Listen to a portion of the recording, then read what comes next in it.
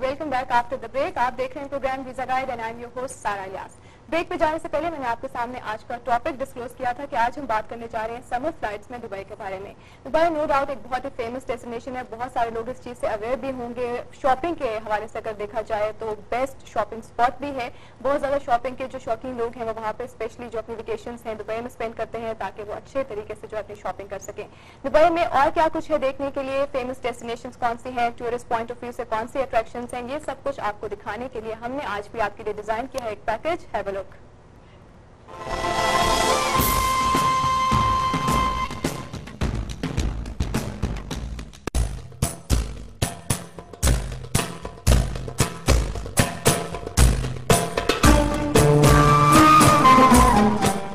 Dubai is the one of the 7 Emirates.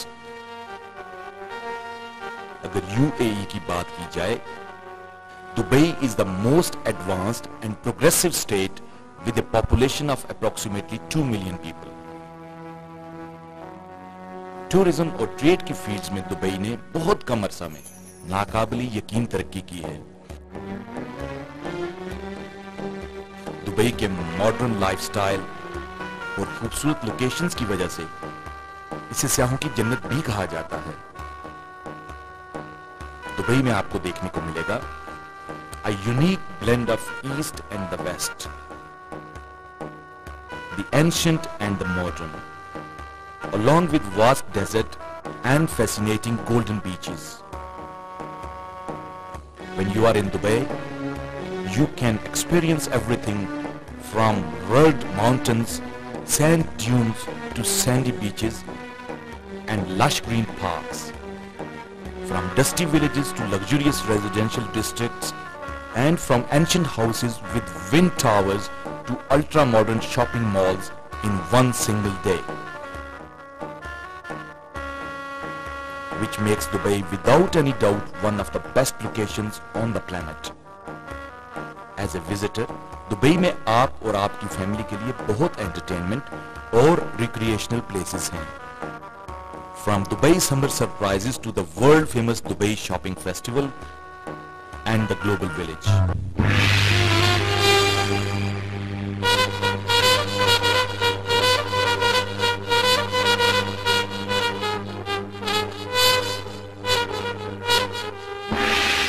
There is always something exciting going on this vibrant emirate. Dubai offer करता है a wide range of hotels to suit everyone's taste, whim and budget. Yet it is in Dubai where you can find the world's only 7-star hotel. इसके अलावा यहाँ पर बनाए गए हैं desert resorts that provide you ample opportunities to enjoy desert nights.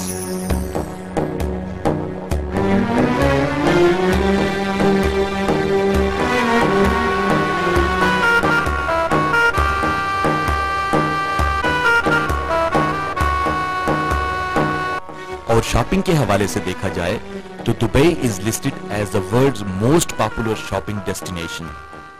From souk to shopping mall, Dubai has it all. Duty free, gold, electronics, textiles, cars and is a true shoppers paradise. In fact Dubai is a perfect destination for the शॉपोहोलिक्स।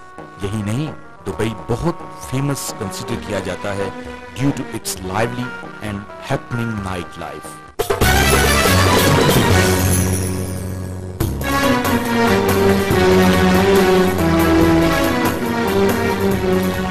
Some of the places that you should never miss out while touring Dubai: the Dubai Fountain, Burj Al Arab Hotel, Dubai Marina, Al Safa Park, Desert Safari, Wild Wadi, Dock Rui and many more. Modern facilities और tourist के लिए बहुत सारी attractions के साथ Dubai एक complete vocational package है। In short, Dubai is a lively cosmopolitan city in the city, जहां पर टूरिस्ट के लिए हर जगह पर कुछ न कुछ नया देखने को है। Anything is possible and tourists holidaying in Dubai will find remarkable attraction throughout the city. Dubai.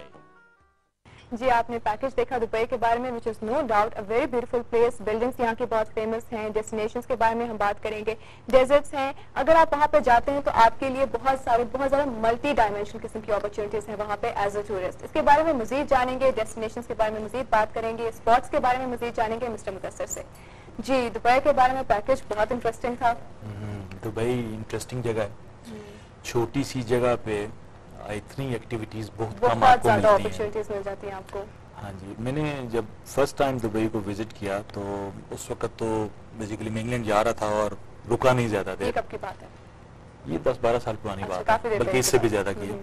तो दुबई में, लेकिन जब मैंने उनका एयरपोर्ट देखा और फ्लाइट जो थी वो 3-4 घंटे का फर्क था, और 4 घंटे बिलीव कीजिए पता नहीं चला कि किस तरह से गुजर गए। मुख्तलिफ तरह की ड्यूटी फ्री शॉपिंग वहाँ पे मौजूद है, रेस्टोरेंट्स मौजूद हैं सब, और अंदर एक नखलिस्तान जैसा माहौल बना हुआ है। एयरपोर्ट तो बहुत फेमस है दुबई का। एयरपोर्ट फेमस है, और इसी तरीके से बाहर, अब जाहिर है मिडिल ईस्ट में ज्यादातर जगहों पे जहाँ पे जो आबो हवा है वो गर्म है और मरतूब है, वहाँ पे एयर कंडीशनिंग के बगैर तो जिंदगी का वो बेसिकली एक तस्वुर ही नहीं है किसी भी तरह से। हाँ जी, रहता है।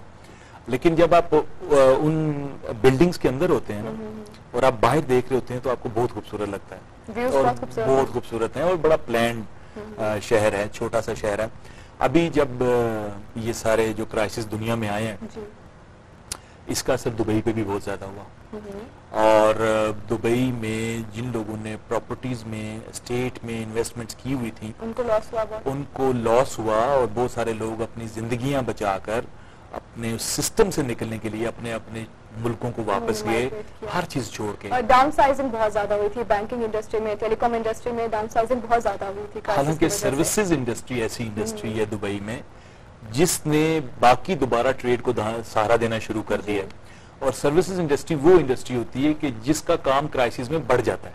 अच्छा, हमेशा से, क्योंकि उन्होंने नए तरीके से दोबारा से तमाम चीजों को अपलिफ्ट करना है। तो यही चीज दुबई में हुई, सर्विसेज वगैरह। अब ये है कि अब बेहतरी की तरफ जाना शुरू हो गया, और उसमें, सॉरी मैं आपकी बात काट रहा हूँ, उसमें सबसे बड़ी जो खूबसूरती है वो ये है कि टाइमली इनिशिएटिव लिए गए गवर्नमेंट्स की तरफ से। मतलब टाइम पे ले लिए गए, टाइमली इनिशिएटिव लिए गए, और प्राइवेट और गवर्नमेंट पार्टनरशिप्स बहुत ज्यादा हैं। चलिए इस पे मजीद बात करते हैं, ये जो क्रंच के जो भी इम्प्लीकेशंस हुए दुबई में। हमारे साथ एक कॉलर है, बहुत देर से वेट कर रहे हैं। हेलो, अस्सलाम वालेकुम। हेलो, वालेकुम अस्सलाम जी, कौन बात कर रहे हैं? मैं अकमल बोल रहा हूँ कराची से। जी अकमल, क्या क्वेश्चन करना चाहेंगे? आपकी आवाज़ बहुत हल्के आ रही है। मैं जरा, मुझे सिंगापुर की इमिग्रेशन के हवाले से पूछना था। जी, सिंगापुर की इमिग्रेशन के हवाले से, ओके। क्या पूछना चाहते हैं? मैंने मास्टर्स किया हुआ है, MBA किया है, मैं इकोनॉमिक्स भी किया हुआ है, LLM भी किया हुआ है, तो और बैंक में जॉब कर रहा हूँ मैं। जी, कहाँ पे जॉब कर रहे हैं? ज़्यादा का एक्सपीरियंस। ओके, सॉरी, ठीक है। 15 साल का एक्सपीरियंस है आपके पास बैंकिंग का? ओके। तो मैं क्राइटेरिया को समझना चाह रहा हूँ कि मैं एलिजिबल हूँ उसमें। चलिए ठीक है, thank you so much for calling. आपके क्वेश्चन का आंसर देते हैं। 15 इयर्स का एक्सपीरियंस है बैंकिंग में, और बैंकिंग इंडस्ट्री की आगे हम बात कर चुके हैं सिंगापुर में कि बहुत बूम पे जा रही है, एक बैंकिंग और एक टेलीकॉम। जी जी। और सारा आपको याद होगा पिछले प्रोग्राम में मैंने एक इन्फॉर्मेशन शेयर की थी कि इस वक्त सिंगापुर के लिए अप्लाई करना मुनासिब नहीं है। ओके जी। एलिजिबिलिटी इनकी बनती है, और इसके अलावा भी मेरे पास, क्योंकि पिछले प्रोग्राम्स में हमने सिंगापुर का जिक्र किया था, फिर कुछ कॉलर्स ने बताया कि जी हमने उसकी, क्योंकि 1 साल के लिए आपको वहाँ का रेजिडेंस परमिट मिलता है, आप ऑनलाइन उसको अप्लाई कर सकते हैं, और उसके नतीजे में आपको 1 साल का जब रेजिडेंस परमिट मिलता है तो आप अपने लिए जॉब ढूंढना चाहें जॉब ढूंढ सकते हैं, प्रोवाइडेड कि आपकी जो बेसिकली अगर आपकी जो क्वालिफिकेशंस है उनको मीट करते हुए आपको वो इशू हो जाए। इनके केस में तो इनकी क्वालिफिकेशंस तो इशू हैं, लेकिन इनसे बेहतर क्वालिफिकेशन के लोगों को रिफ्यूज हुए हैं पिछले दिनों में सिंगापुर में ऑनलाइन जो तरीकाकार है। और उसके लिए वजह जब जानने की कोशिश की मैंने, तो मुझे यही पता चला कि चूंकि सिंगापुर में इस वक्त इलेक्शन की तरफ चल रहे हैं, मामला कैंपेन्स हैं, और उसमें जो गवर्नमेंट और अपोजिशन है उसमें ये जो इमिग्रेंट्स का इशू है